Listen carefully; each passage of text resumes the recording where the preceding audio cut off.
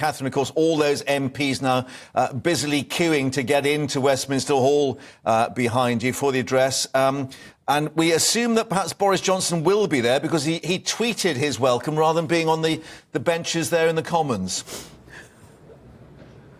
I would expect so. I don't think that he would miss this moment for all the world. Of course, he was a massive supporter of Volodymyr Zelensky, and Britain really did lead the way, didn't they, when Russia invaded Ukraine last year. So, yes, I'm certain that he will be there.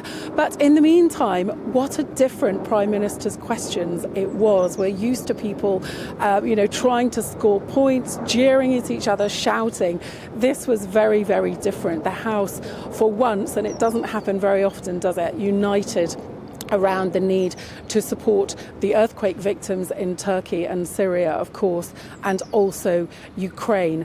Keir Starmer was very keen to establish Labour's credentials on this because, of course, going back under Jeremy Corbyn, many people had worries about what Labour's foreign policy might have been. But Keir Starmer stressing Labour's rock-solid support of NATO, saying that they'd been involved in the founding of it and saying that every time Putin is appeased, he's been back for more, and that Putin and his cronies must be brought to justice.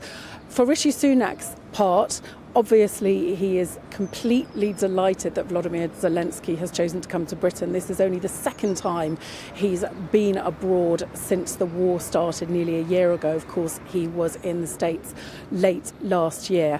And keen to lay out our achievement, saying that the UK has given £1.4 billion of support to Ukraine to date, that last year the UK trained 10,000 Ukrainian soldiers, and that this year they're aiming to train 20,000 Ukrainian soldiers, plus the Marines and the fighter jets that we've been hearing about. So yes, everybody is now trooping across to the cavernous Westminster Hall, a lot of the media as well, of course, a real sense of excitement, and what a glorious day it is here in Westminster.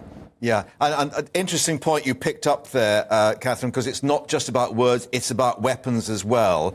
Significant number of Ukrainian soldiers being trained. But this issue that it's pilots as well, because, of course, we had this whole debate as to whether the F-16 fighters would be going out to Ukraine. And an indication, perhaps, that the UK is quite keen to see the beginning of this process in terms of the Ukrainian Air Force being trained in these advanced NATO fighters. Yes, there does seem to be a shift taking place, doesn't there? Of course, it's only 2 or 3 weeks since the UK was the first country to pledge modern military tanks to go to Ukraine. And then Volodymyr Zelensky immediately started asking for jets. And initially the answer seemed to be no, that they were too complex, that it would take Ukrainian pilots too long to train. But now the UK has agreed to train them. So that would seem to pave the way for us potentially applying, jets in the future, although that has not been agreed. But certainly that would seem to be the direction of travel at the moment, yes.